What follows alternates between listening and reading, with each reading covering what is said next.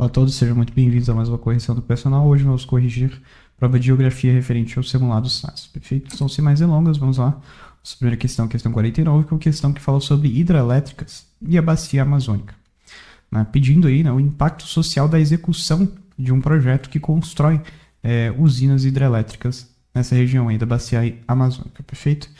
Bom, o texto aqui da questão, o principal detalhe que ele nos dá é que ele diz que a construção de hidrelétricas nessa região tem afetado as populações e a dinâmica das cerca de 2,3 mil espécies de peixes, E após a instalação dessas barragens no rio Tocantins, houve uma redução de 25% no número de peixes nesse curso d'água.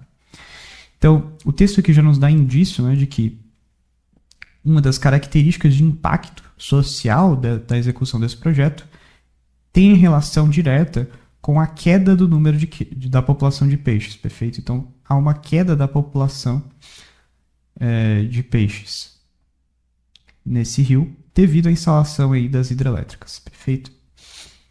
Bom, dado isso, vamos analisar aqui as alternativas. Letra A, diminuição da oferta hídrica nas áreas urbanas. Bom, não faz sentido, hidrelétrica não diminui a oferta hídrica nas áreas urbanas.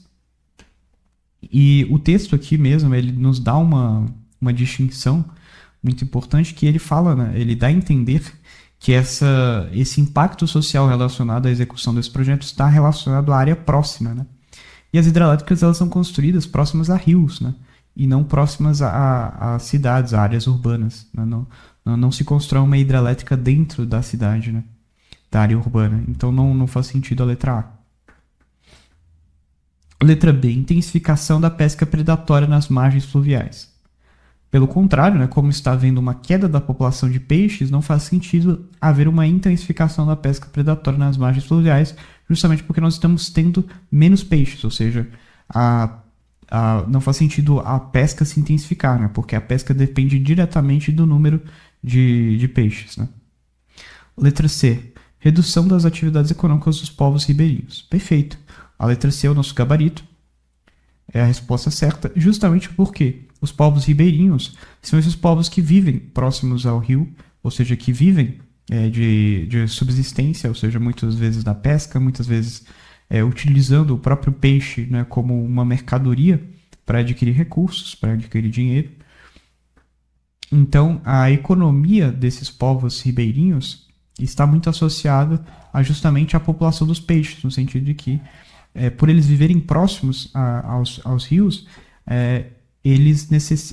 muito da economia da vida deles está relacionada à população de peixes, ou seja, eles dependem do peixe, talvez pela questão da subsistência ou pela necessidade aí de comercializar, vamos dizer assim, esse peixe. Então, pode ser tanto a subsistência dele, ou seja, o sujeito ele pescar para ele comer o peixe, ou para ele comercializar o peixe, para ele vender o peixe.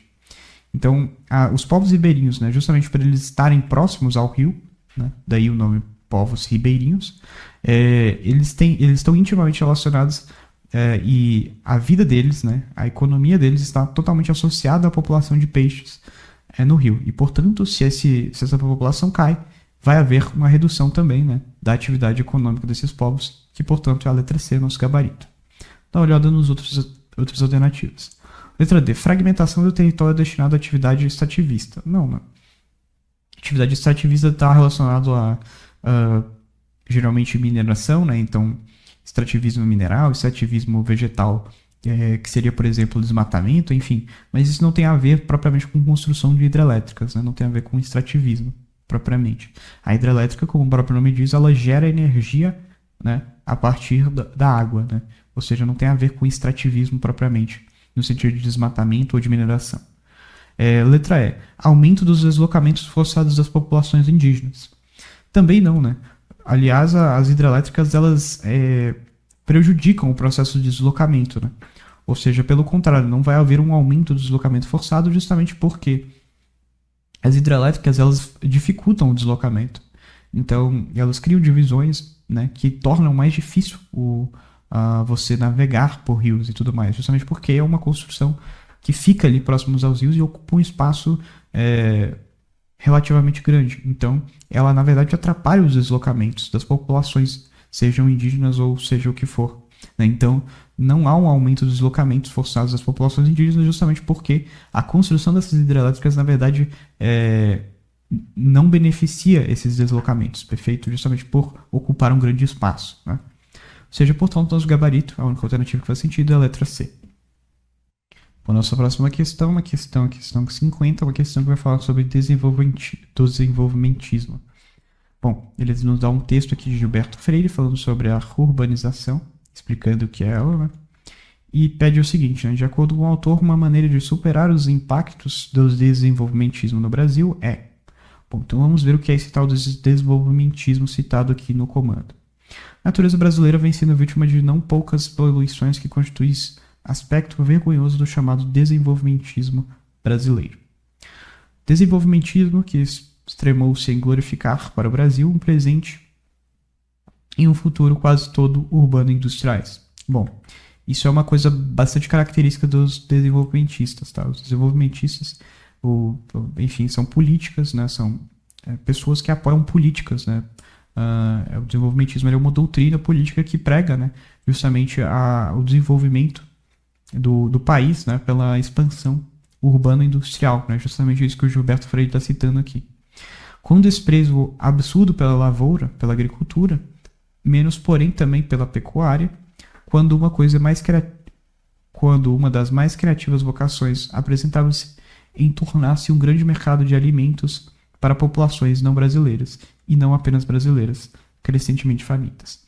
Então, o que o texto está dizendo para a gente? Né? O desenvolvimentismo ele foca demais no aspecto industrial, tá certo? Então ele foca demais no aspecto industrial e, segundo Gilberto Freire, se esquece de um aspecto fundamental, que é a agropecuária.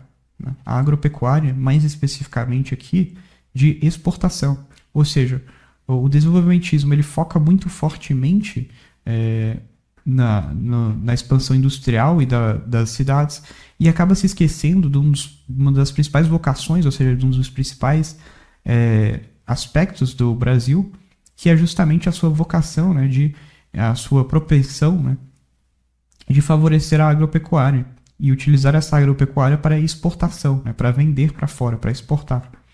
Ou seja, o desenvolvimentismo ele acaba esquecendo, né, desse aspecto da agropecuária de exportação, segundo Gilberto Freire aqui no texto. Perfeito? Então, de acordo com o autor, uma maneira de superar os impactos do desenvolvimentismo no Brasil é priorizar a ampliação do mercado de exportações. Bom, ele certamente fala sobre a agropecuária como um aspecto, né, aqui colocado de importância, né, para populações não brasileiras, né, ou seja, da necessidade, né, de certamente criar um mercado para essa agropecuária ser exportada, mas ele não está falando de priorizar a ampliação do mercado de exportações como um todo. A letra A ela é uma grande pegadinha nesse contexto, porque a letra A ela fala sobre ampliar o mercado de exportações, que parece um pouco com a ideia do texto, mas ela acaba fazendo uma confusão aqui, porque não é a ampliação do mercado de exportações como um todo, é especificamente da agropecuária. Né? E a forma como a letra A nos diz, né, priorizar a ampliação do mercado de exportações, ela dá a entender que seria uma ampliação geral do mercado de exportações em todas as áreas.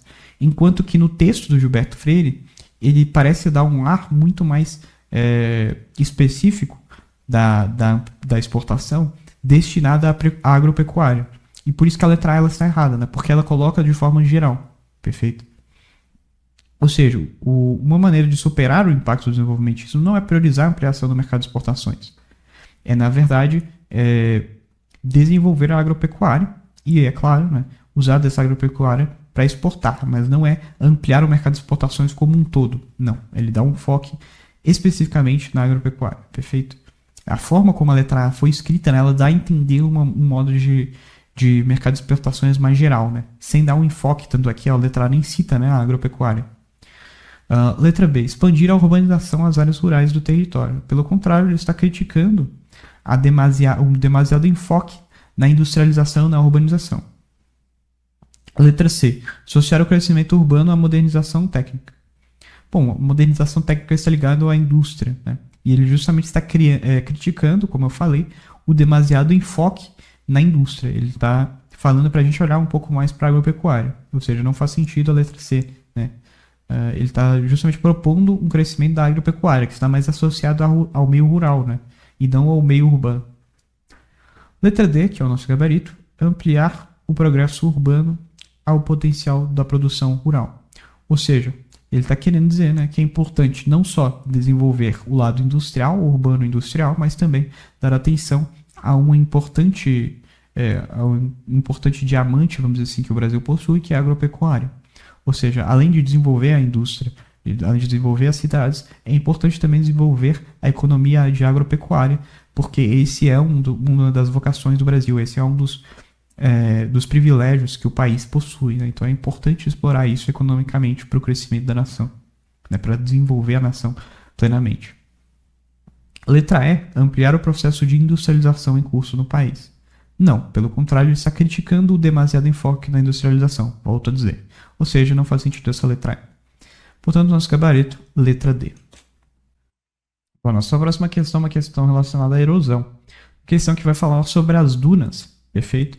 Que é uma questão que vai nos dar, né, falando um texto aqui falando sobre a atriz Gorete Milagres, que gravou uma série de vídeos para ajudar os turistas, né, sobre a etiqueta, na visitação do Parque Nacional de Jericoacoara, no litoral cearense. Então diz o seguinte, né, que é subir na duna, passeio a pé, ok, passeio a cavalo, ok, bicicleta, ok, passeio com veículo motorizado, pode não. Uma das principais funções do Parque de Jericoacoara é a proteção das dunas, além de espécies de plantas e aves de zonas costeiras. As dunas são consideradas o principal atrativo da região por especialistas. Perfeito? Então, eu coloquei até uma foto aqui, né? Deu uma pausa aqui, vai colocar uma foto dessas dunas, né? Essa foto aqui que eu acabei encontrando na internet, de uma das dunas de Jericoacoara. E o texto vai dizer o seguinte pra gente, né? O uso desses veículos trazem como principal consequência para o parque o quê? Bom, o principal ponto ressaltado por ela, né? Pela atriz, é que não pode se andar de carro, né? Com veículo motorizado nas dunas. Por que não se pode andar com carro nessas dunas? Bom, vocês percebam que as dunas, elas são uma formação que depende da erosão eólica, né? O que é erosão eólica? É quando o vento ele carrega sedimentos, né? Erosão é justamente esse carregar de sedimentos. Isso pode se dar de várias formas, né? Tem erosão pluvial, existe erosão eólica, enfim.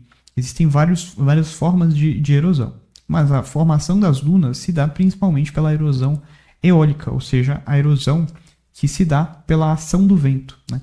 Ou seja, o vento ele fica batendo aqui nessa região e ele vai carregando sedimentos, ele vai dando essa forma específica a essa paisagem de modo que ela se aparente, né? Ela tome essa aparência aqui característica dela, né? Dessas dunas. Então as dunas elas são fenômenos decorrentes da erosão eólica, né? Ou seja, da erosão do vento, né?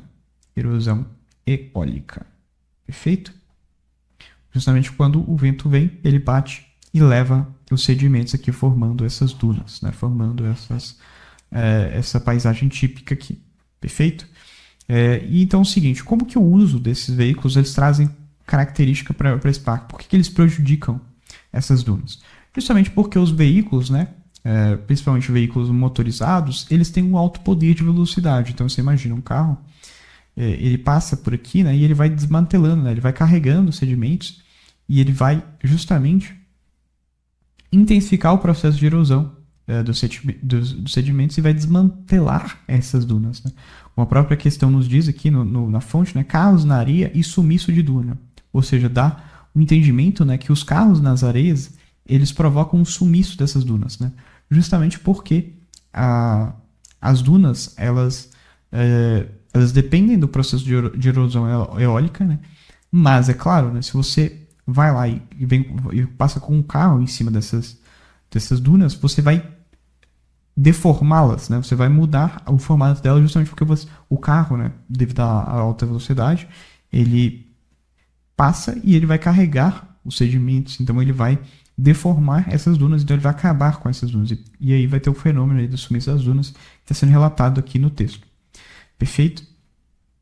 Então, isso nos leva, né, à conclusão de que a letra A é a resposta certa, né? A intensificação do processo de erosão de sedimentos. Ou seja, o uso de veículos motorizados causa a intensificação do processo de erosão de sedimentos. Ou seja, fazendo um breve resumo da questão. Primeira coisa que nós temos que notar é que as dunas elas dependem da erosão eólica. Ou seja, elas são formadas pela erosão eólica. Mas se essa erosão eólica se dar em demasiado, né, como é o caso de você passar um carro por cima delas, você vai acabar deformando essas dunas e vai acabar sumindo com elas, certo? Então essa duna, ela se dá, né, numa condição ambiente ideal, né? Então o ambiente ele tem um certo vento padrão, né? Uma certa ventilação padrão, que é suficiente para a formação dessas dunas. Agora, quando você passa com um carro lá por cima, você aumenta essa erosão eólica, você intensifica esse processo de erosão e, fazendo a intensificação desse processo de erosão, você desmantela, você deforma essas dunas, perfeito? Então é por isso que a letra A é a nossa resposta. A letra B diz diminuição da quantidade de corredores eólicos. Pelo contrário, né? Se você passa com um carro por cima de lá, né, em alta velocidade, você está justamente aumentando a quantidade de corredores eólicos, né? Porque o carro ele funcionaria, nesse caso, como um corredor eólico, né, devido à alta velocidade dele. Redução da biodiversidade marinha no litoral. Bom, não tem relação com a marinha, né? Está mais associado à areia aqui, no caso. As dunas estão, com certeza, mais associadas à areia. Aumento da compactação no solo da região. Não é a principal consequência, né?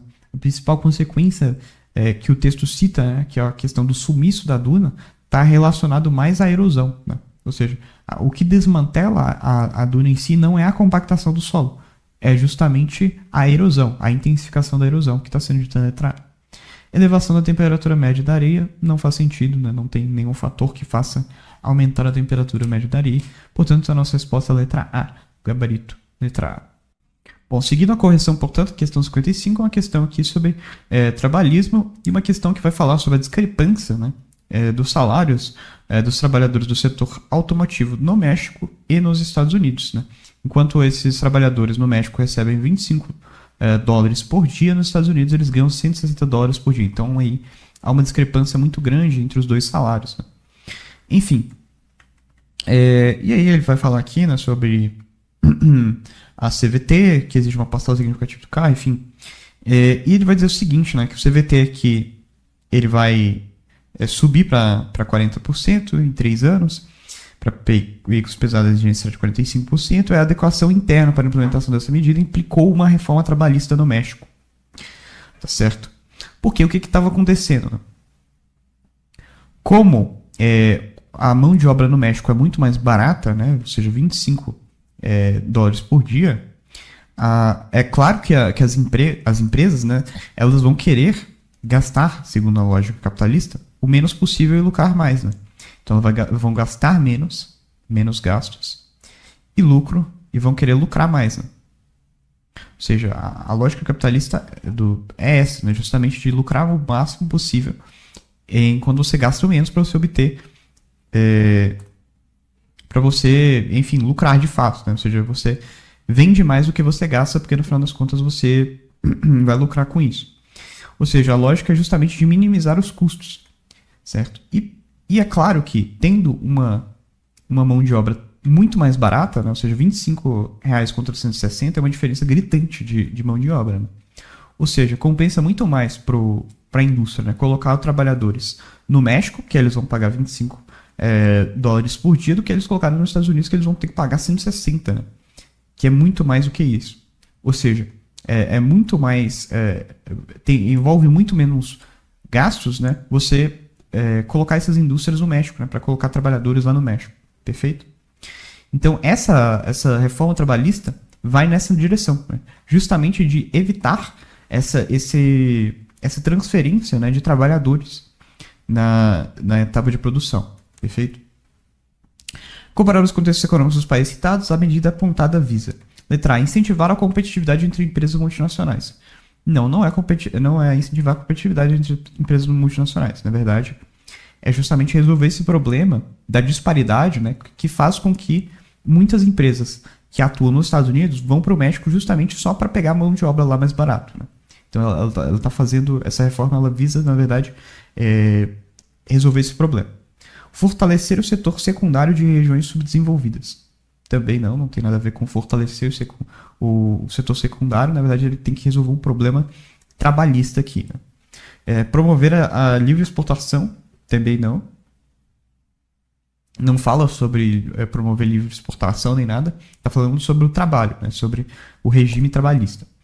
Promover a flexibilização trabalhista em nações anglo-saxônicas. Pelo contrário, né? A reforma trabalhista ela justamente tenta regular as leis trabalhistas, ou seja, tenta incorporar um código de leis que defendem o trabalhador, enfim, que regulam o trabalho como um todo. Então não tende a flexibilizar, pelo contrário, tende a regulamentar. Né?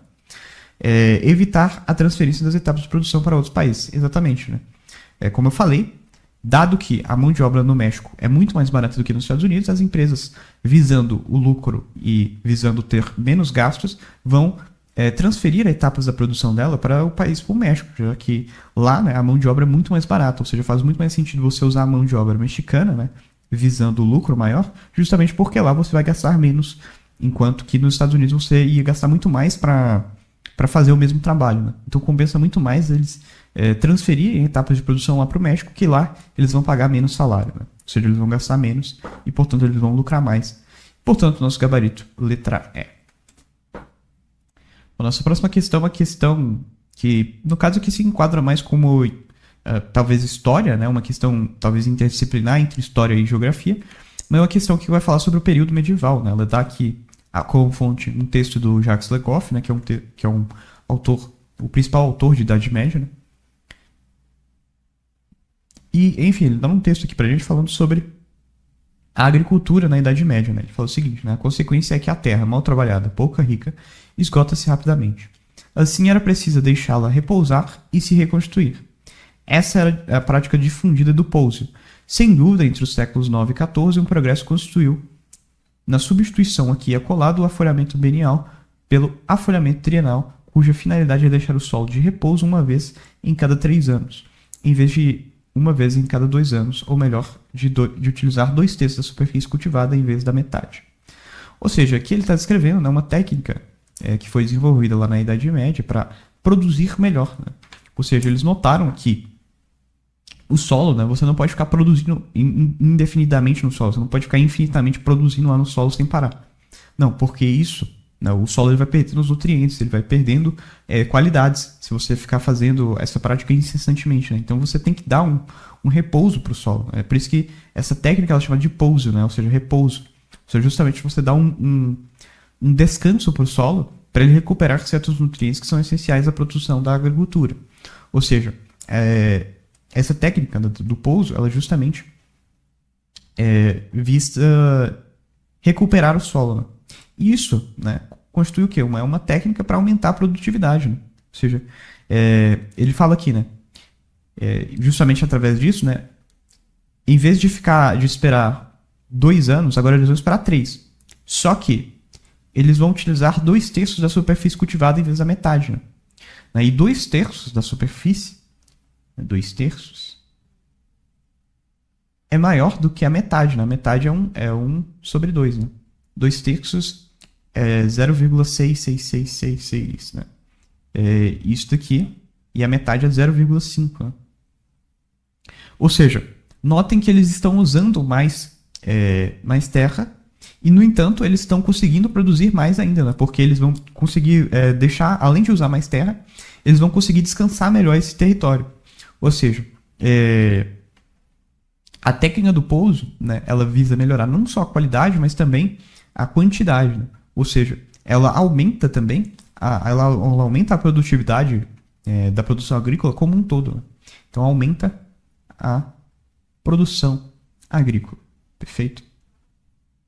Porque além de reestabelecer o território com nutrientes, né, o terreno com nutrientes, ele ainda também vai trabalhar com uma área maior. Né? Ou seja, ele vai trabalhar com 2/3 de superfície em vez da metade. Ou seja, ele vai trabalhar com 0,6666 em vez de meio. Né?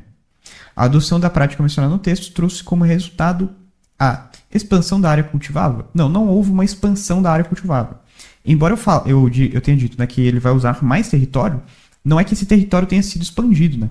É o mesmo território, só que em vez de você usar só metade desse território você agora vai usar 2/3, né? Ou seja, não houve uma expansão real do território, você só começou a usar, é uma técnica que usa mais território, mas não houve a expansão desse território propriamente, né? São coisas distintas. Letra B. Crescimento da autonomia servil. Não houve crescimento. O texto não fala sobre crescimento de servos aqui, não tem nada a ver com o texto. Letra C. Diversificação da produção agrícola. Também não fala sobre diversificar produção, né? O texto fala mais sobre a técnica de produção que envolve a utilização do terreno, né? Da terra em si. Não sobre os produtos que você vai cultivar nela. Letra D. O aumento da produtividade agrícola. Exatamente, né? A conclusão que nós chegamos. Ou seja, é uma técnica aí de pouso que aumenta a produção, né? Que aumenta a produtividade agrícola. Letra E. A reorganização da atividade comercial. Não fala sobre economia, não fala sobre comércio propriamente, fala sobre a produção, na verdade, né? Ou seja, nosso gabarito vai ser letra D. Perfeito? Sem mais delongas, vamos para a próxima. Nossa próxima questão é uma questão sobre migração brasileira na década de 1990. Então ele dá um texto aqui pra gente, né? Apontando um movimento que sai do Nordeste do Brasil em direção ao Sudoeste, mais especificamente, né? Se você ver aqui no mapa, a região aqui, ao estado, né? De São Paulo, né? Sudeste, mais especificamente a São Paulo, né? Ele está apontando exatamente aqui para o estado de São Paulo, né? Onde fica aqui a capital de São Paulo. Perfeito? Por que houve esse movimento, né, na década de 1990 de Nordeste a Sudeste em direção a São Paulo? Porque São Paulo, né, como todos nós sabemos, concentra, é uma megalópole, né? é um estado, uma cidade também, que concentra a produção industrial, né? Ou seja, é um local onde a economia está muito ativa e, portanto, tem muita cabeça de emprego, né? Ou seja, lá é um lugar que emprega bastante. Então, nesse contexto de industrialização na década de 90, muitas pessoas saíram do Nordeste, né, procurando emprego e encontraram em São Paulo, né, com esse desenvolvimentismo industrialista, um meio, né, de conseguir o sustento, de conseguir o emprego. Perfeito? Não à toa isso permanece até hoje, né? Se você for em regiões rurais, até mesmo aqui em Minas, né, é comum que em roças as pessoas vão para São Paulo justamente para conseguir emprego lá, né? É um planejamento bem comum em áreas rurais, até mesmo aqui em Minas, né? Então, até nos dias de hoje. Ou seja, já naquela época havia esse pensamento, né? Já havia essa tática, vamos dizer assim, né? Esse deslocamento, essa migração para São Paulo em busca de empregos. Perfeito? Então, o fluxo migratório apresentado reflete um contexto de consolidação do turismo na região sudeste? Claro que não, né? Ninguém faz uma migração em massa por conta de turismo, né? Teria que ser uma coincidência muito grande. Todo mundo, misteriosamente, né, coincidentemente, decidiu ir para São Paulo justamente porque para fazer turismo lá, né? Na mesma época, no mesmo tempo. Não faz sentido isso. Letra B. O aumento da violência urbana na região Nordeste. Não diz respeito à violência urbana propriamente na região Nordeste, mas propriamente a questão empregativa que São Paulo oferece, né? Fortalecimento da atração laboral na capital paulista, exatamente, né? Ou seja, como eu falei, São Paulo é uma capital muito desenvolvida industrialmente, ou seja, que oferece muitas opções de emprego, né? E, portanto, isso tornou uma tática, né? Essa migração buscando emprego lá em São Paulo, na capital paulista, se tornou uma grande tática aí, né, de migração no Brasil. Então, São Paulo, né, por atrair, vai justamente causar essa migração aqui. Portanto, nossa resposta é a letra C. Letra D. Retração da economia na porção centro-norte. Não faz sentido, né? Até porque a gente está falando de Nordeste, a gente não está falando... A gente não está falando nem do... A gente não está falando do Norte nem do Centro, né? A gente está falando do Nordeste, então não faz sentido essa letra D. Ampliação do mercado imobiliário nos centros comerciais. Isso aqui pode até ser verdade, mas isso aqui é uma consequência e não a causa, né? O comando está perguntando o que o fluxo migratório reflete, né? Qual que é a causa que explica essa migração em massa, né? E o fato de haver uma ampliação do mercado imobiliário, né? Provavelmente vai haver, né?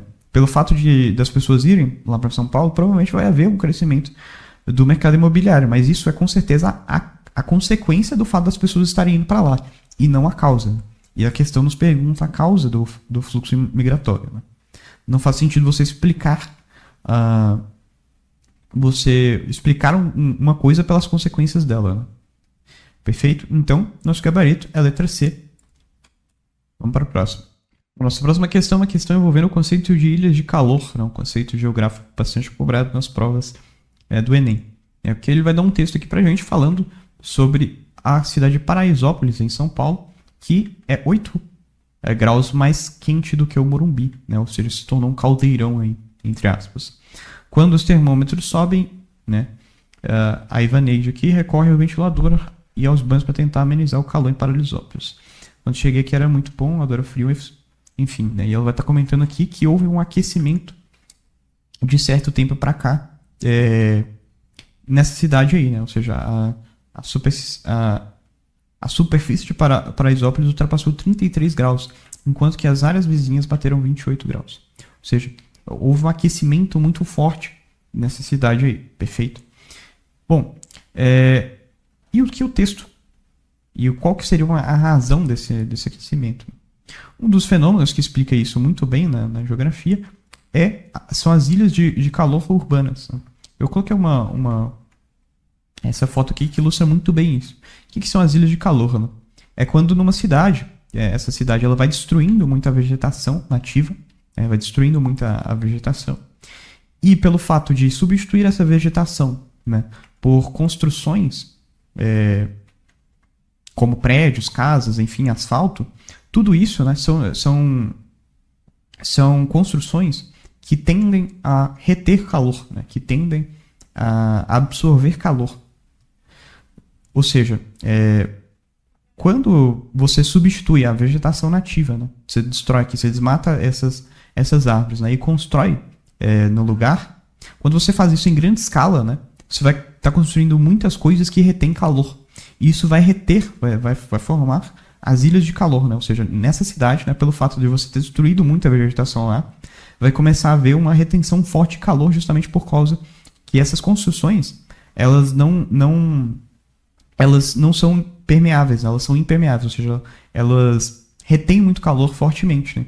E isso justamente faz esse fenômeno aqui das ilhas de calor, né? Ou seja, na cidade, né, pelo fato de ter muitas construções e pouca vegetação, se essa cidade não plantar árvores, se não tiver vegetação ativa lá, ela vai tender a ficar muito quente por conta da formação das ilhas de calor, por causa da retenção dessas construções, né, do asfalto, das casas, dos prédios.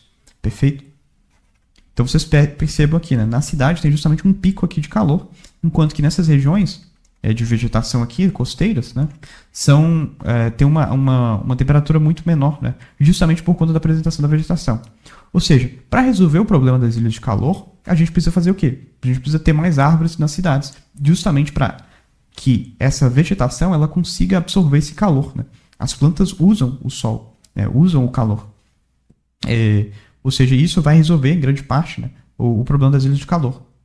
Ou seja, o papel, né, a forma de resolver esse problema das ilhas de calor é justamente plantando mais árvores, né, tendo uma vegetação mais presente na cidade. Perfeito? Bom, cobertura de residência com material de baixo albedo. Não é uma estratégia de mitigação. Né? É você criar residências com materiais específicos. Não resolve o problema diretamente. Né? Letra B. Melhoria da infraestrutura de saneamento básico. O saneamento básico não tem nada a ver com o problema da ilha de calor. Ampliação das redes de abastecimento de água. Também não resolve o problema, não tem a ver com abastecer de água. Né? O problema aqui tem a ver com a vegetação propriamente. Recomposição da cobertura vegetal na região. Exatamente. Né? A principal forma de resolver o problema da ilha de calor é a vegetação. Né? Tanto é que vocês percebam, né, novamente, que os locais, né, que têm área verde são justamente áreas que têm o menor índice de calor, enquanto que você percebe, né, que as áreas que têm casas, que têm grandes centros urbanos, elas tendem a ter um calor maior justamente porque elas desmatam, né, porque elas não possuem uma vegetação tão presente, né, uma cobertura vegetal tão presente. Né? Então, para nós resolvermos esse problema da ilha de calor, basta a recomposição da cobertura vegetal na região. Pavimentação das vias urbanas próximas, pelo contrário, né? Pavimentar vias urbanas só vai piorar o problema, porque o asfalto, como eu falei, ele tende a reter o calor e isso vai aumentar ainda mais o processo de ilha de calor. Então a letra E não faz sentido, nosso gabarito é a letra D. Nossa próxima questão é uma questão envolvendo data centers, é uma questão aqui que está um texto do governo, do site do governo, né, gov.br, falando sobre data centers. Né? Então a gente tem aqui um texto comentando, né, os data centers são a espinha dorsal da infraestrutura de TI no governo federal. Os órgãos da administração pública podem utilizar tanto data centers tradicionais quanto soluções em nuvem, de acordo com suas necessidades operacionais e estratégicas. Os data centers tradicionais são instalações físicas gerenciadas diretamente pelos órgãos governamentais. Eles exigem investimento contínuo em infraestrutura, segurança, resfriamento, energia e manutenção. Ou seja, os data centers, né, e como o próprio nome diz, são centros de data, né? São a espinha dorsal, como o próprio texto diz, da TI, né, da tecnologia da informação. Principalmente porque, como o próprio nome diz, né, eles são centros que operam dados, né, que concentram dados, né, que precisam processar constantemente esses dados, né, que conectam, que garantem a conectividade desses dados. Então, os data centers, eles são essenciais nesse sentido aí da tecnologia, né, do meio digital para o país, perfeito? E o comando vai dizer o seguinte, né, um dos desafios da instalação dessas tecnologias é o quê? Bom, apontado aqui no texto, né, é justamente a necessidade de investimento contínuo em infraestrutura, segurança, resfriamento e energia e manutenção. Né? É a principal dificuldade relacionada a esses data centers, né? Porque por serem, vamos dizer assim, centros, né, de grande tecnologia, né, de grande processamento de dados, eles vão precisar manter um processamento muito alto, como a própria necessidade do data center. Né?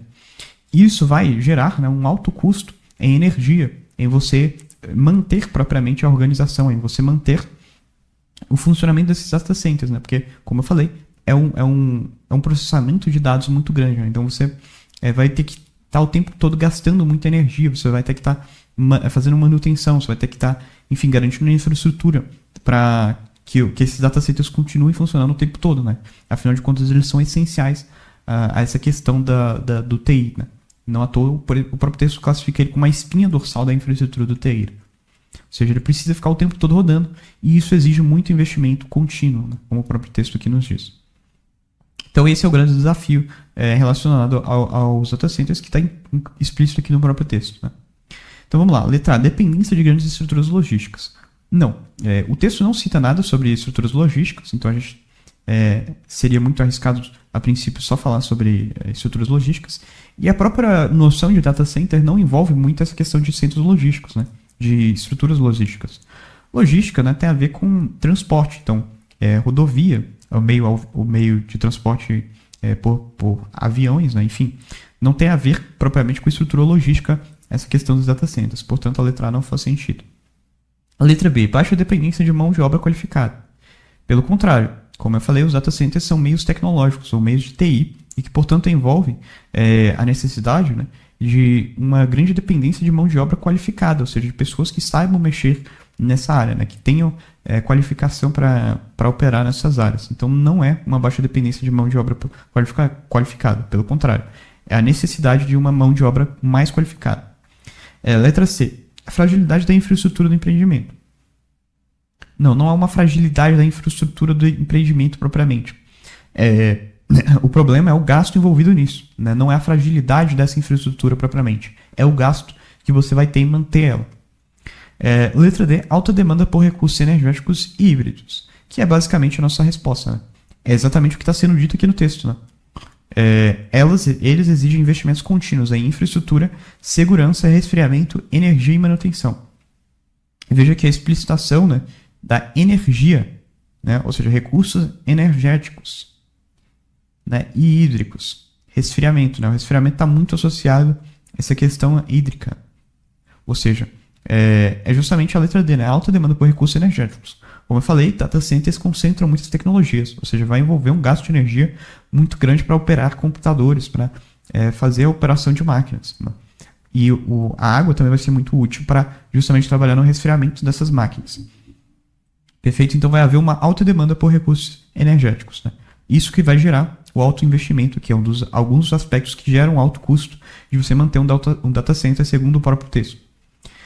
Letra E, carência para investimentos em recursos humanos, nada a ver. Né? O texto não fala sobre recursos humanos e não tem o próprio gasto dos data centers não tem relação alguma com recursos humanos. Portanto, nosso gabarito vai ser letra D. Bom, nossa próxima questão é uma questão sobre PIB, uma questão bem tranquila, novamente envolvendo gráficos. Uma questão que vai dar a evolução do produto brasileiro, do produto interno bruto por estado. E aqui o principal destaque da questão, né, é o crescimento do PIB na região sudeste, né, em especial aqui no estado de São Paulo. Né. Eu até comentei na outra questão que São Paulo é um grande polo industrial, né, portanto é um polo que tem um grande PIB. É um polo que atrai muito emprego, que gera muito emprego e que roda muito a economia, né, que produz muito. E por isso está tão ligado ao crescimento da produção interna bruto do estado. Né. Então, enfim, o principal aspecto aqui do mapa, né, da evolução do mapa, é justamente o crescimento dessa região sudeste, em especial de São Paulo. Né. Você vê que as outras regiões elas não crescem tanto assim conforme o tempo, mas especificamente essa região sudeste, em especial de São Paulo, né, especificamente de São Paulo, ela tem um crescimento, ela tem um boom muito grande aqui de 1980 até os anos 2005. E aí a questão, como nos diz o seguinte, né, a dinâmica do PIB brasileiro na sequência histórica apresentada evidencia letra A, autossuficiência econômica dos estados nortistas? Não, né? Os estados nortistas, inclusive, a gente viu em uma das questões anteriores, né, muitos dos estados, por exemplo, do Nordeste, né, eles migram para São Paulo justamente procurando emprego, né, procurando empregabilidade. Né, e você percebe, né, pelo crescimento baixo do PIB, né, quase estagnado, na verdade, desses estados do norte, que não há uma autossuficiência, né, não há essa autossuficiência propagada aqui na letra A. E isso também, na verdade, nem é o foco propriamente da evolução do mapa. Né? A evolução do mapa mostra o crescimento de São Paulo, então não diz muito a respeito da autossuficiência econômica dos estados nortistas, não tem a ver com isso. Na verdade, a gente sabe que os estados do norte são muito dependentes da produção do sudeste, né? Letra B. Crescimento concentrado da riqueza nacional.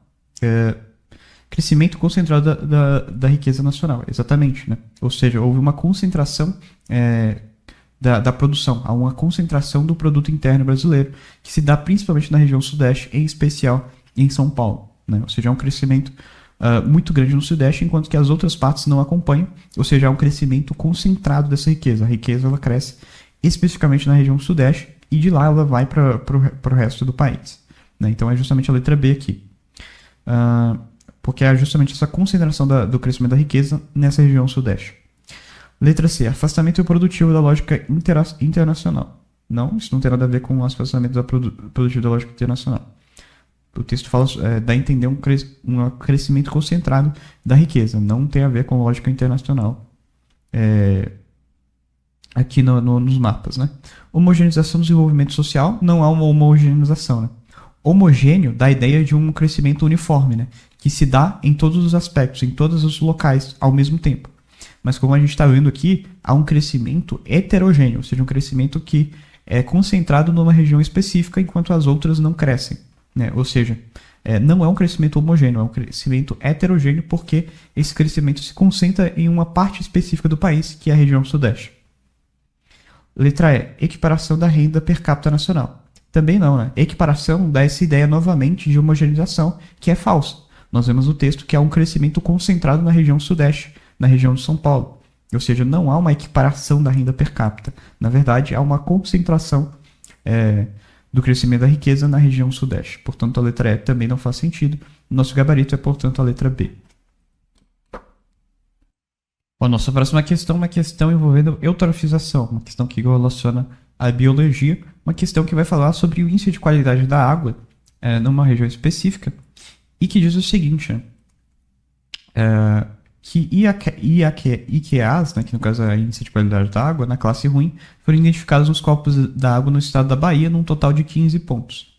E aí ele dá os requisitos aqui para ser classificado como ruim, né, ele diz que tem que os parâmetros avaliados, né, são o oxigênio dissolvido, os coliformes termotolerantes, o pH, a demanda bioquímica de oxigênio, temperatura, nitrogênio, fósforo, turbidez e sólidos totais. Enfim, e ele classifica essa água aqui baiana, né, do estado de Bahia, num total de 15 pontos, ou seja, uma água considerada ruim, que é débil, né, ou seja, que tem problemas, tem debilidades nesses aspectos aqui citados, perfeito? Essa situação é presente nas nascentes do rio Jacuípe, assim como na região Camaçari, nas proximidades de grandes centros como Feira Santa, enfim, outras algumas informações aqui não muito úteis. Né? A gente tem a fonte aqui, panorama da qualidade das águas superficiais do Brasil. Né? Ou seja, reforçando aí que é esse aspecto de estudo propriamente da água, né? Da qualidade da água. Uma das causas do resultado do índice descrito no local mencionado é um dos principais aspectos que causa isso é a eutrofização, que causa essa má qualidade da água. Por quê? Se vocês notarem, né? Primeiro, na verdade, vamos entender o que é eutrofização. Eutrofização é quando há a deposição da matéria orgânica em rios, né? Ou seja, em reservatórios aquíferos. Né?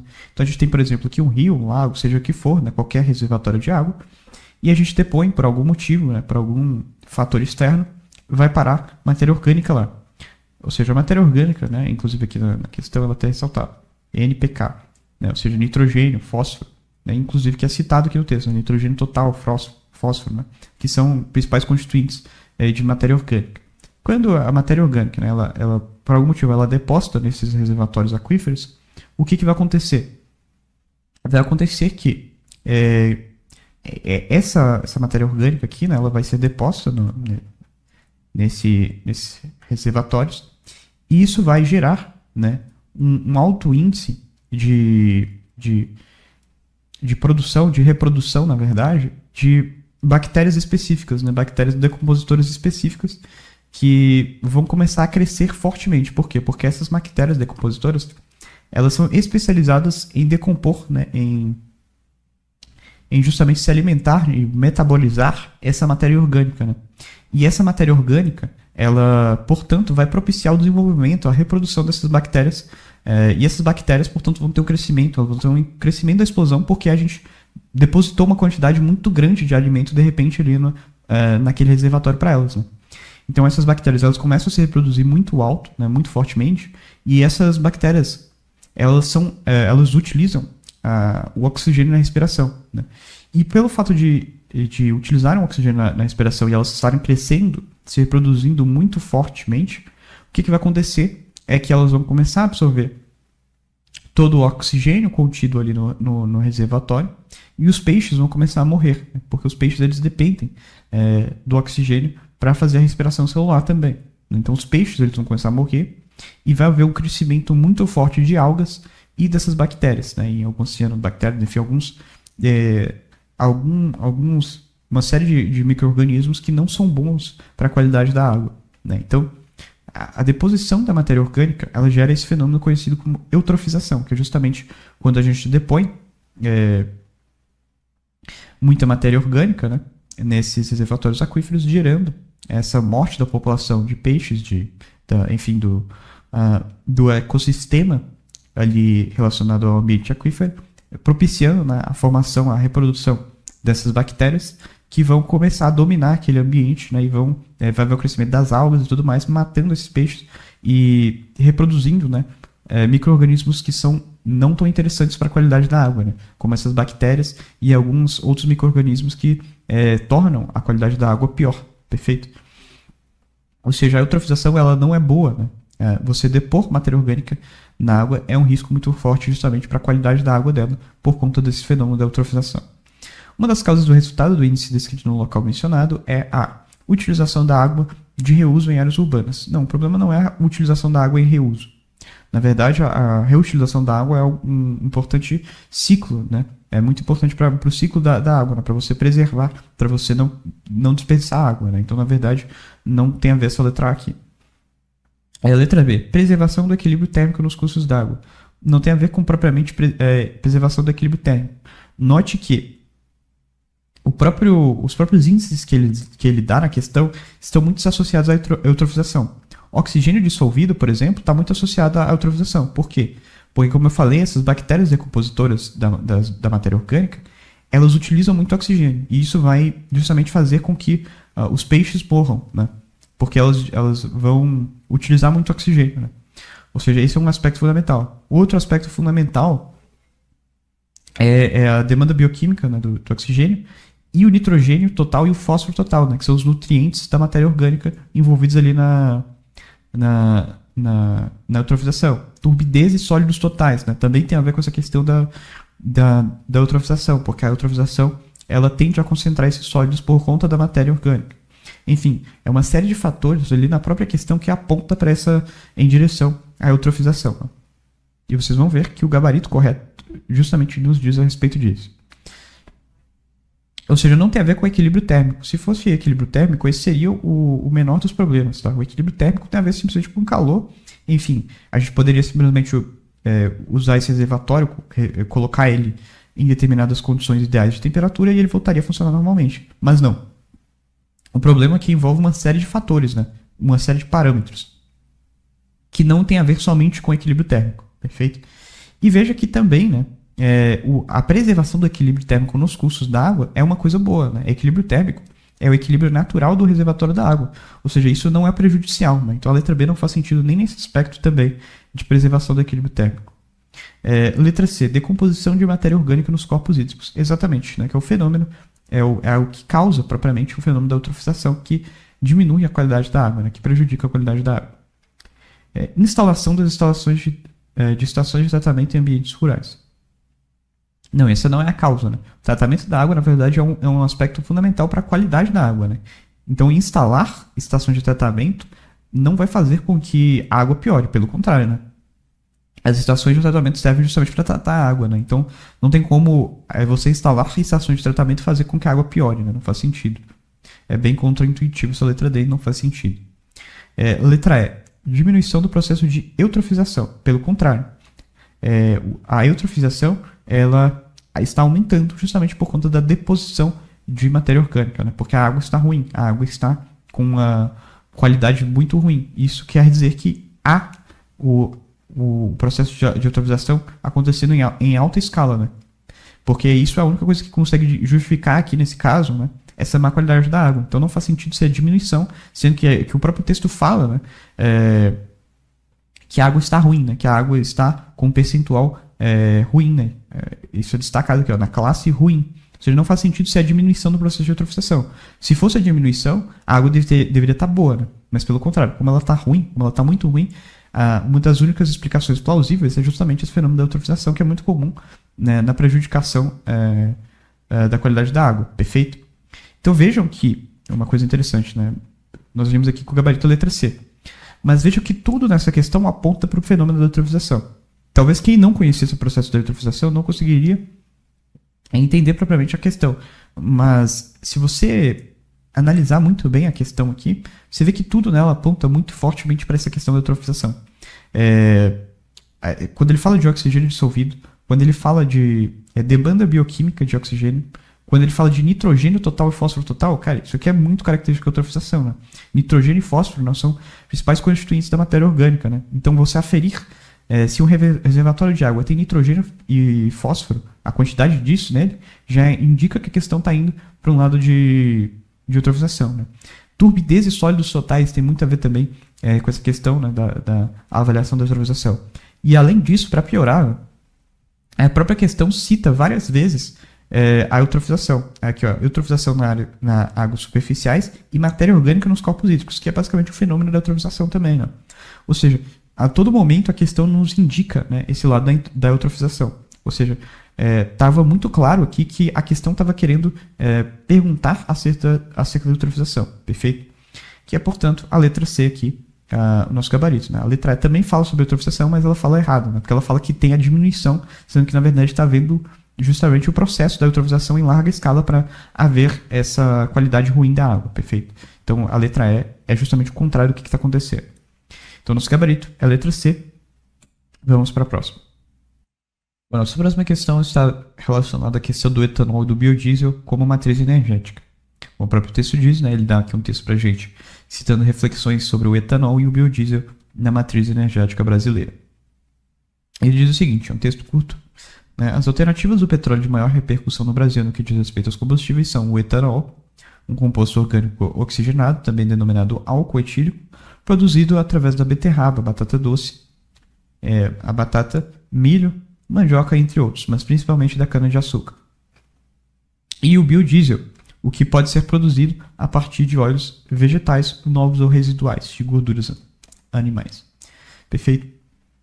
Então, aqui reparem, né, os destaques que eu fiz ao texto.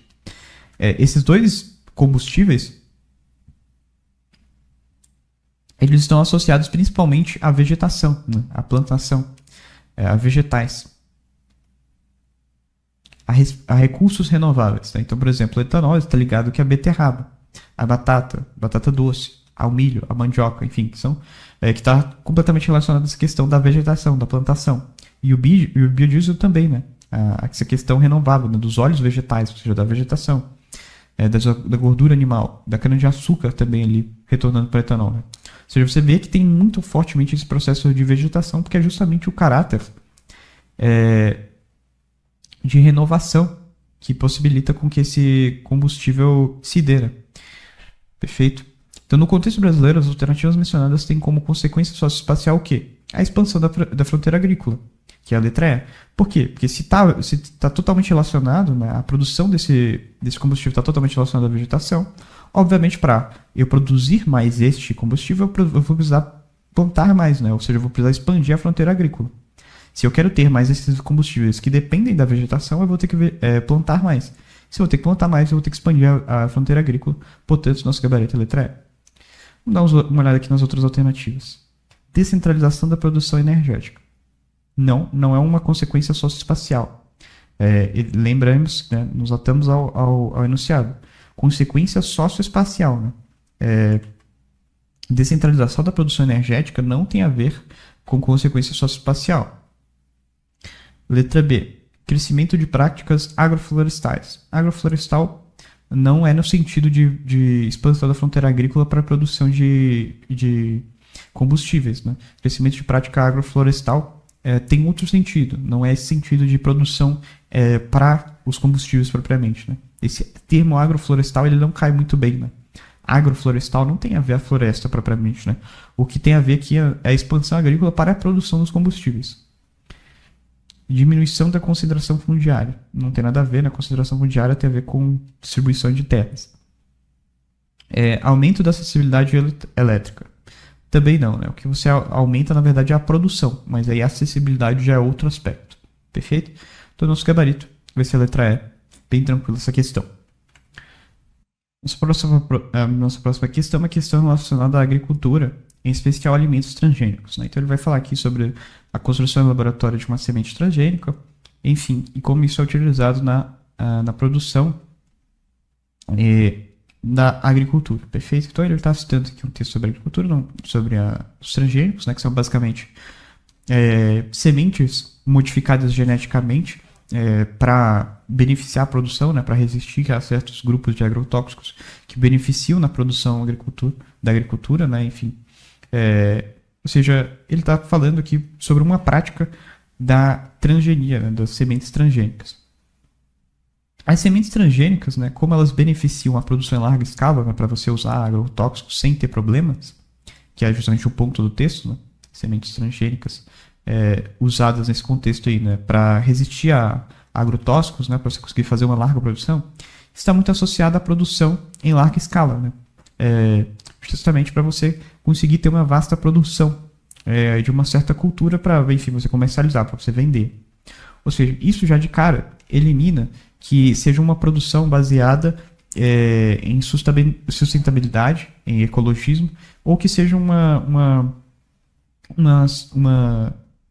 agricultura, por exemplo, de subsistência ou uma agricultura orgânica. Né? Que é justamente o que vai ser perguntado aqui na questão. A função da técnica agrícola descrita no texto está relacionada diretamente à produção do quê? Orgânica? Claro que não, né? Orgânica é a produção, por exemplo, na produção dos países europeus, né, que não aceitam os transgênicos, é uma produção puramente, como o próprio nome diz, orgânica, ou seja, que não envolve essas modificações artificiais, né? Ou seja, que não envolve, por exemplo, a transgenia, não envolve os transgênicos, né? Ou seja, não é uma produção orgânica, pelo contrário, é uma produção artificial, uma produção que envolve a transgenia. A letra B, coletivista? Também não, né? Coletivista dá um ar mais comunitário, né? Ou seja, algo mais de sustento próprio, algo de propriamente de sustento próprio mesmo, realmente, né? Esse ar de uma plantação comunitária. E em comunidades não há sentido, né, de usar sementes transgênicas. As sementes transgênicas são mais caras. E elas são utilizadas, sobretudo, em produção de larga escala. Né? Não faz sentido você usar isso numa produção coletiva, numa produção ali comunitária. Monocultura, exatamente. A monocultura é justamente quando você produz, né? Você planta um mesmo vegetal, né? Só ele, né? Então, em vez de você plantar batata, arroz, enfim, em vez de você plantar várias coisas, você, na verdade, você faz uma monocultura. Você planta somente uma coisa, né? Daí que vem o mono. Ou seja, você produz somente esse vegetal específico em larga escala. Para isso, são utilizadas sementes transgênicas justamente para conseguir realizar essa produção em larga escala de forma mais eficiente, porque aí você não vai precisar se preocupar com os agrotóxicos, que é justamente o ponto principal do texto. Né? Agroecológica, pelo contrário, né? A produção agroecológica ela lida fortemente com essa questão de você não usar transgênicos, de você não usar artificialidades. A produção agroecológica ela lida muito forte com essa noção de você preservar o ambiente, você preservar o equilíbrio ecológico e não usar meios artificiais como a transgenia. Permacultural é a mesma coisa. Né? Permacultural também é uma produção mais voltada à diversidade, ou seja, que não é uma monocultura, e também é uma cultura mais baseada na ecologia, né? Ou seja, em cuidar do ambiente e não usar, por exemplo, meios de produção massiva, meios de produções que vá prejudicar o meio ambiente, perfeito? Então a letra C é o nosso gabarito. É a nossa resposta correta. Bom, nossa próxima questão é uma questão também relacionada à produção no Brasil. E é uma questão que vai nos dar dois textos. Um texto falando sobre o governo federal durante a ditadura civil-militar, que lançou os fundamentos da intervenção do Estado na economia. Ele vai dizer o seguinte, né? Que foram escolhidas áreas que deveriam concentrar especialmente capitais, receber a maior parte dos incentivos e do aporte infraestrutural. A Barbacena, no estado do Paraná, do Pará, na verdade, foi um dos municípios escolhidos para receber indústrias de transformações de bauxita em alumínio. Né? Então ele está falando aqui da estrutura, né, de indústrias que vão transformar bauxita, né, que é o minério de alumínio, em alumínio. Ok. E além disso, ele vai dar um segundo texto aqui falando para a gente, né, que no âmbito da divisão do trabalho, a cadeia produtiva do alumínio na Amazônia ilustra os efeitos do avanço do capital predatório. Empresas violam direitos, sejam por meio do impacto gerado em territórios tradicionalmente ocupados, né, seja por geralmente áreas de povos indígenas, né, seja pela proletarização compulsória de grupos como os quilombolas, né? Também relacionados à questão de ocupação de territórios tradicionalmente ocupados, que espoliados de seus territórios foram convertidos forçadamente em mão de obra barata. Né? Ou seja, o que ele está apontando aqui? Né? Ele está apontando essa cadeia industrial aí, no texto 1, ele aponta essa cadeia industrial de transformação de bauxita em alumínio. E no texto 2 ele reforça que essa transformação tem um caráter predatório, no sentido de que fere o espaço, né? Ou seja, fere a ecologia propriamente, né? Porque desmata, porque, enfim, prejudica a área. E além disso, tem um impacto, né, de tanto, claro, né, retirar um território que era tradicionalmente ocupado, geralmente por essas comunidades tradicionais, e também por converter, né, por utilizar de mão barata, né? Ou seja, é algo que agride tanto o meio ambiente quanto também esses próprios grupos que se dão naquela região, perfeito? Nos textos, a atuação do Estado brasileiro no setor produtivo mencionado demonstra a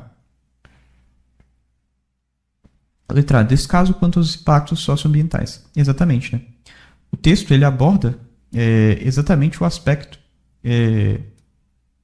socioambiental. Né? Ele fala sobre um aspecto social, quando ele cita, né, os quilombolas e as comunidades tradicionais, né, que são territórios tradicionalmente ocupados, né, e também ele fala sobre quilombolas, né, então quilombolas.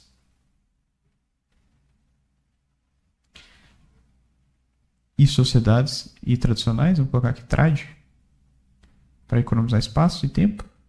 E também tem um aspecto ambiental no sentido de que destrói, né, que destrói esse meio ambiente, né, ocupa esse ambiente de forma indevida, né. Perfeito? Então tem um aspecto tanto social quanto ambiental, que é justamente o que a letra A aqui está reforçando para a gente, né, o que está sendo demonstrado aqui nos dois textos. Perfeito? Então nossa letra A é a resposta correta. Vamos só eliminar as outras alternativas.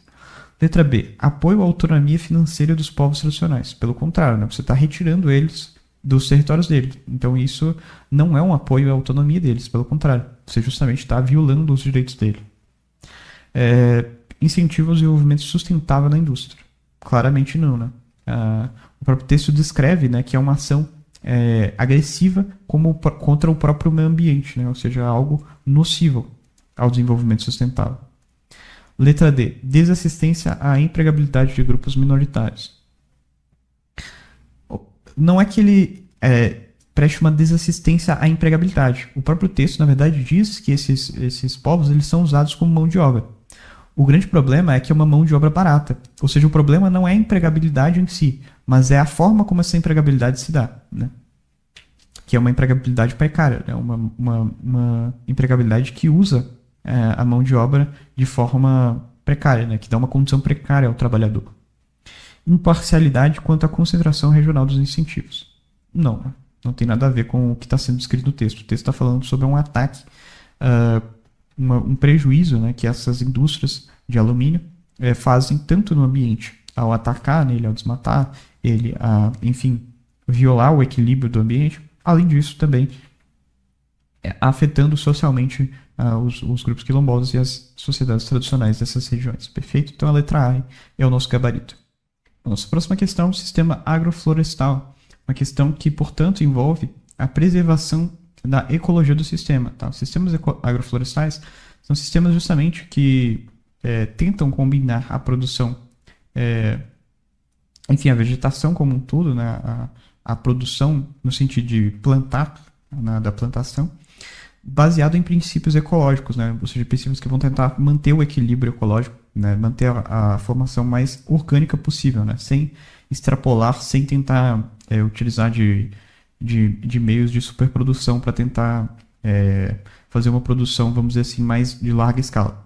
Na verdade, o sistema agroflorestal é um sistema muito mais orgânico, é um sistema que tende a ser um sistema mais sustentável, né? Um sistema mais diverso ecologicamente. Tanto é que a própria questão associa a agrofloresta, né, à agricultura familiar, que é justamente essa agricultura de próprio sustento, né, essa agricultura mais sustentável. É uma agricultura, portanto, mais sustentável, mais diversa e mais ecológica, né? Ou seja, mais natural, né, mais orgânica. Orgânica e natural. Ecológica, colocar ecológica, né? Perfeito? Então é uma agricultura mais saudável, uma agricultura que trabalha com uma diversidade e que vai trabalhar justamente buscando, como o próprio comando vai dizer, né, a eficiência ecológica, né? Ou seja, o equilíbrio natural do sistema. Né? Um fator que justifica a eficácia, né, a eficiência ecológica do sistema agrícola demonstrado na imagem é Bom, anotem no texto, né, que há um espaçamento, né, entre a vegetação e que há uma grande diversidade, né? O próprio texto aqui lista vários tipos de vegetação utilizados nesse sistema agroflorestal. Ou seja, há uma diversidade muito grande e há uma diversidade muito grande aqui, perfeito? E o que a letra A diz? Né? Facilitação na utilização de maquinários agrícolas. Bom, na verdade, o fato de ter uma diversidade muito grande, né, um espaçamento muito diferenciado, dificulta a utilização de máquinas agrícolas. Porque você imagina, né? Você vai passar por um lugar, aí tem uma planta. Aí você desvia para o outro, tem outra planta. Né? Então, esses sistemas, eles não facilitam a utilização de maquinários justamente porque eles são bem irregulares, né? Devido à alta diversidade deles. Além disso, né, isso de modo algum justifica a eficiência ecológica do sistema. O sistema ele é ecologicamente sustentável, ele é orgânico, porque ele é um sistema com grande diversidade, que não utiliza, né, técnicas artificiais. É um sistema orgânico, é um sistema diverso. Ou seja, utilizar ou não máquinas agrícolas não é próprio desses sistemas. Né? Sistemas agroflorestais, sistemas mais sustentáveis, não trabalham geralmente com máquinas agrícolas. Os maquinários agrícolas eles estão mais ligados à produção em larga escala, à produção para exportação, né? A monoculturas, por exemplo. Então não faz sentido essa letra A, né? Justamente porque ele está pedindo a justificativa da eficiência ecológica. E como é um sistema agroflorestal, ele de modo algum tende a utilizar maquinários agrícolas, né? Justamente por ser um sistema de subsistência, de própria subsistência. Né? Então não faz sentido ser um sistema de produção em larga escala. Né? Letra B, elevação da disponibilidade da luminosidade. Na verdade, não, né? Pelo fato de diferentes árvores, né, diferentes vegetações terem diferentes alturas, isso prejudica a elevação da disponibilidade de luminosidade nesse sistema, certo? Então, a eficiência ecológica ela não está pautada nesse sentido aqui, desse sistema, né, na disponibilidade da luz, tá perfeito? Letra C, redução na absorção de fósforo pelas raízes. Pelo contrário, pelo fato de ser um sistema diverso, com várias árvores, com várias vegetações, essas vegetações elas produzem muita matéria orgânica e diferenciada, de modo que, vamos dizer assim, uma planta produz uma certa... como há uma produção muito diversa, né?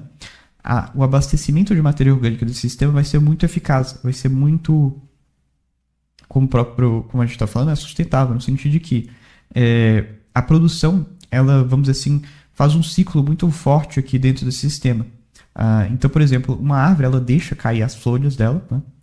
E essa folha aqui, né, ela vai ser decomposta, ela vai gerar humus, ela vai gerar fertilizante para essa outra plantação aqui de milho, por exemplo. Ou seja, ela vai ser utilizada como matéria orgânica pelo milho. Ou seja, percebam que, por ser um sistema muito diverso, né, com diversas vegetações, isso, na verdade, facilita a absorção de nutrientes, né, como o próprio fósforo. Ou seja, pelo fato de ter uma diversidade muito grande, né, de vegetações nesse sistema, a gente vai ter justamente um ciclo de matéria orgânica muito forte, o que torna esse sistema muito sustentável, né? E muito orgânico nesse sentido, né? Muito funcional, né? Muito equilibrado ecologicamente. Então não há uma redução na absorção de fósforo pelas raízes, pelo contrário. Há uma elevação da absorção de fósforo justamente por ser um sistema muito orgânico, né? Muito natural e bem diverso, né, que facilita esse ciclo da matéria orgânica que eu estava citando. Letra D, produção de itens agrícolas em larga escala. Não é, como a gente viu, né, um sistema de larga escala.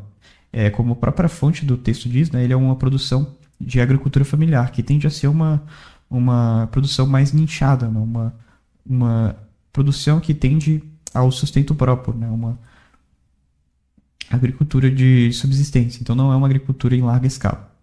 O que nos sobra, portanto, é a letra E, né, que é a correta ampliação da produção de humus do solo, que é justamente aquilo que eu estava citando anteriormente. Né? Pelo fato de ser um sistema que trabalha com a diversidade de vegetação, essa diversidade de vegetação favorece a ampliação da produção de humus no solo. O humus é basicamente um fertilizante, né? Ou seja, ele é a matéria orgânica. Então, pelo fato de eu ter uma diversidade muito grande de plantas, de vegetações, eu vou ter muita matéria orgânica circulando nesse sistema agroflorestal, que vai suprir muito bem esse sistema, de modo que ele vai ser muito sustentável, ele vai ser muito orgânico, ele vai ser muito forte, né? Então ele vai ser muito eficiente ecologicamente, que é justamente isso que a questão está pedindo para a gente, né? Justificar a eficiência ecológica, que se dá justamente nessa diversidade que produz essa ampliação da produção de humus, né? Ou seja, a ampliação da produção de matéria orgânica ciclando, né? Percorrendo esse ciclo aí do sistema, perfeito? Então essa é a nossa resposta, letra E. Bom, a nossa próxima questão é uma questão envolvendo lítio, uma questão que vai falar sobre o interesse dos Estados Unidos pelos minerais críticos brasileiros, né? Que em geral é o lítio, é extraído aí no Vale do Jequitinhonha, por exemplo, em Minas Gerais. Né? O lítio, ele é um mineral de forte interesse justamente pela produção que ele tem, pela importância que ele tem, por exemplo, na produção de baterias. Né? Ele está muito relacionado a essa questão justamente da energia, né? De você usar baterias, de você criar energias, de você criar pilha. Né? Então, o lítio ele é muito eficiente na produção de pilhas, de baterias. Aliás, inclusive na química a gente estuda, né, as pilhas, e um dos processos, uma das principais baterias é justamente envolvendo lítio. Qual a utilidade da extração do mineral mencionado para a economia global? Justamente a produção elétrica, né? A produção aí de energia por meio de pilhas, por meio de baterias, que o lítio é muito eficiente para fazer. Né? Eu até coloquei uma foto aqui de uma bateria de lítio aí, produzida, creio eu, aqui na China ou no Japão. Né? Creio eu que aparentemente aqui no Japão. Ampliar o tingimento industrial, nada a ver com tingimento, né? É um mineral que está muito associado aí à questão de bateria, à questão de pilhas. Né? Estimular a elaboração de fertilizantes, pesticidas? Também não, né? Nada a ver. É um mineral associado à questão elétrica. Letra C, impulsionar a produção de baterias e carros elétricos. Exatamente, né? A função do lítio, como eu citei, é produzir baterias, é produzir pilhas. É justamente o que faz mais sentido aqui, nesse contexto. Reforçar a construção de pontes e estruturas metálicas. Não, né? O lítio ele não é usado nesse sentido, ele é mais utilizado nessa questão industrial de pilhas, né, de baterias. Essa questão elétrica. Desenvolver softwares personalizados para sistemas operacionais. Não, né? Isso, na verdade, tem mais a ver com programação em si do que o minério, né? Bom, então a nossa resposta é a letra C. Tinha que ter esse conhecimento mesmo, né, de que o lítio ele é usado em pilhas, em baterias, né? Isso deveria ser muito acessível para a gente justamente porque está muito relacionado à questão da química, né? O tempo todo na química a gente trabalha com a pilha de lítio, né? Uma das principais pilhas, perfeito? Então, sem mais delongas, vamos para a próxima questão aí. A nossa próxima questão, a nossa última questão, é uma questão que vai trabalhar aí justamente com economia circular, né? Essa economia que trabalha justamente com reciclagem, né? Ele dá um texto aqui pra gente explicando esse texto 2, né? Esse gráfico do texto 2, e diz o seguinte: o projeto Ninho do Verde é uma iniciativa ambiental localizada na zona norte de Teresina, que alia compostagem de resíduos orgânicos, destinação correta a recicláveis e proteção animal. Esse é justamente o projeto aí que vai visar a reciclagem, né? O espaço também abriga o primeiro pátio da compostagem.